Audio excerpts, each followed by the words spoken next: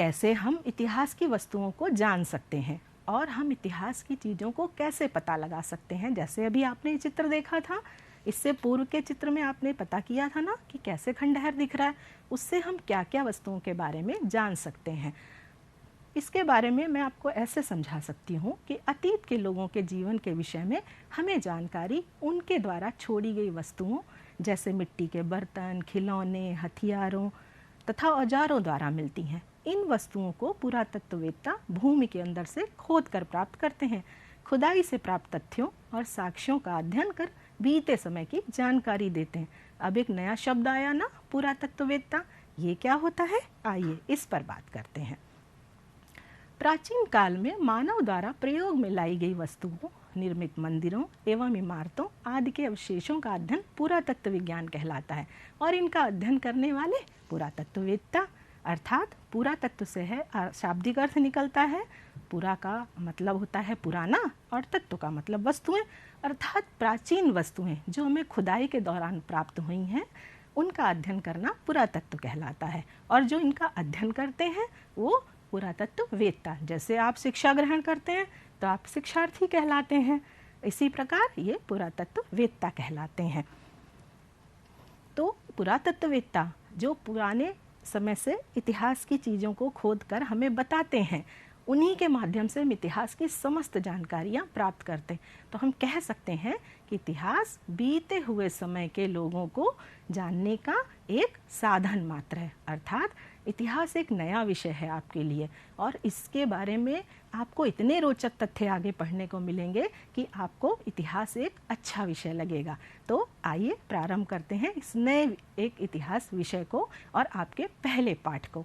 अच्छा, इतिहास के बारे में हम कैसे पता लगा सकते हैं, उनको किन किन स्रोतों से जान सकते हैं, इन सभी विषय में हमारा ये पाठ हमें भली भांति समझाएगा। इन पे जो पुरातत्ववेत्ता जो सामग्री उपलब्ध कराते हैं हमें, उन्हीं के आधार पर हम इतिहास के समय को भागों में बांट सकते हैं। जैसे कि आप देख रहे हैं 3 भागों में बांटा गया है, अर्थात जब खुदाई के दौरान हमको वस्तुएं प्राप्त होती हैं, उनमें कुछ वस्तुएं ऐसे होती हैं जैसे हथियार, औजार, खिलौने, मिट्टी के बर्तन या लेख। लेख से तात्पर्य है जो हमको लिखित मात्रा में प्राप्त हुआ है, अर्थात जैसे आपकी पुस्तक है ना, इसी प्रकार से खुदाई के दौरान कुछ हमको लेख के रूप में वस्तुएं प्राप्त हुई हैं। उन पर लिखी हुई सामग्री के आधार पर हम उनके समय को जान सकते हैं। उस सामग्री के आधार पर हमने उनको 3 भागों में विभाजित किया है, जैसा कि आप देख ही रहे हैं।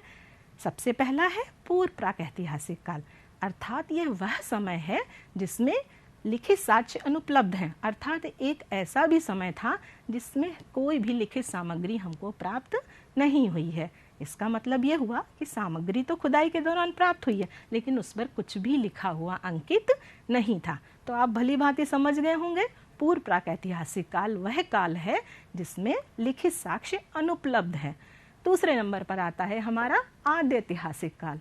यह वह समय है जिसमें हमें खुदाई के दौरान कुछ वस्तुएं प्राप्त हुई हैं, कुछ लेख प्राप्त हुए हैं, लेकिन वो अपठनीय हैं, अर्थात उन पर जिस भाषा में लिखा हुआ है उनको हम नहीं जान सकते, यानी वो भाषा पढ़ने योग्य नहीं है, या वह ऐसी भाषा है जिसका हमको अभी तक ज्ञान प्राप्त नहीं हुआ है। तो नंबर 2 था हमारा आद्य ऐतिहासिक काल। तीसरा काल है हमारा ऐतिहासिक काल, जिसके विषय में लिखित व पठनीय साक्ष्य उपलब्ध है, अर्थात हमको ऐसी खुदाई के दौरान लेख मिले हुए हैं जिन पर कुछ लिखा हुआ है और उसको हम पढ़ भी सकते हैं, अर्थात हम इतिहास में जो समय बीत चुका है उसके बारे में हम भली भांति जान सकते हैं कि उस समय पे क्या व्यवस्था थी, समाज कैसा था, या उस समय की विशेष परिस्थितियों से हम भली भांति उन लिखित सामग्री के द्वारा जान सकते हैं।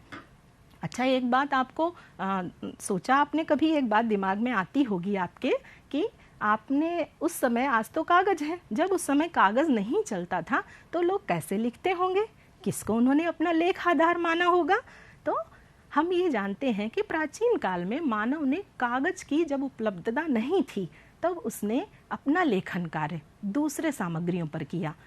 वो कौन कौन सी सामग्रियाँ थीं उनके बारे में आइए चर्चा करते हैं। वो सामग्री थी हमारी सबसे पहले ताड़पत्र, ताड़ के पेड़ के चौड़े पत्ते। अर्थात इसका यह अर्थ ये हुआ कि ताड़ के पेड़ के चौड़े पत्तों को तोड़कर उनको सुखाकर कागज के रूप में इस्तेमाल किया जाता था। भोजपत्र, भुर्ज नामक पेड़ की छाल को सुखाकर और उस पर लेखनी का कार्य किया जाता था और जो हमें साक्ष्य के रूप में खुदाई के दौरान प्राप्त हुए हैं। तीसरा है तांबे के पतले एवं चपटे टुकड़े। तांबा धातु से तो आप परिचित ही होंगे। तांबे धातु को पीट पीट कर पतली पट्टी के रूप में कर लिया जाता था और उस पर लेखन कार्य किया जाता था। और जो सामग्री यानी ताम्रपत्र हमको खुदाई के दौरान प्राप्त हुए हैं। स्तंभ लेख, पत्थर के खंभों पर लिखे चित्रों को, पत्थर पर लिखे खंभों के उकेरे हुए जो हमें चित्र मिले हैं या जो खंभे मिले हैं उनको हम स्तंभ लेख कहते हैं। वो चित्र के रूप में भी हमको वहाँ उस समय की तत्कालीन व्यवस्था से परिचित कराते हैं और कुछ लिपि के रूप में भी उकेरे हुए शब्द व अक्षर मिले हैं जो एक लेख के रूप में हैं और उन्हें हम स्तंभ लेख कहते हैं। शिलालेख, पत्थर की चट्टानों पर उकेरे हुए लेख, अर्थात उसमें किसी नुकीली धातु से छेद करके या तराश के उसके ऊपर लिखे गए लेखों को हम शिलालेख कहते हैं।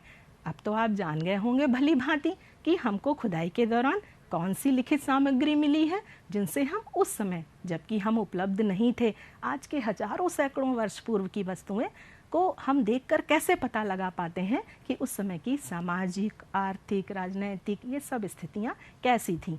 है ना इतिहास बहुत रोचक विषय। आगे आप जैसे जैसे इस विषय का अध्ययन करेंगे आपकी रोचकता बढ़ती जाएगी। आप सोचिए, अगर आपको खुदाई के दौरान किसी हजारों साल पहले का स्तंभलेख प्राप्त हो जाए या भोजपत्र प्राप्त हो जाए तो उस पर लिखी हुई लिपि को यदि कोई पढ़ सकता हो तो आपको पता लग जाएगा कि उस समय उस पर क्या लिखा गया था और आप आज के वर्तमान युग में रहते हुए भी उस समय की बात को जान पाएंगे। तो आशा है आपको इन बारों में आपको अच्छा लगा होगा जानकर कि हमको खुदाई के दौरान क्या क्या चीज़ें प्राप्त हुई। तो एक बार पुनः दोहराते हैं, हमने उपलब्ध सामग्री के आधार पर समय को 3 भागों में बांटा है। ऐतिहासिक समय को 3 भागों में बांटा है, पूर्व प्राक ऐतिहासिक काल, आद्य ऐतिहासिक काल और ऐतिहासिक काल।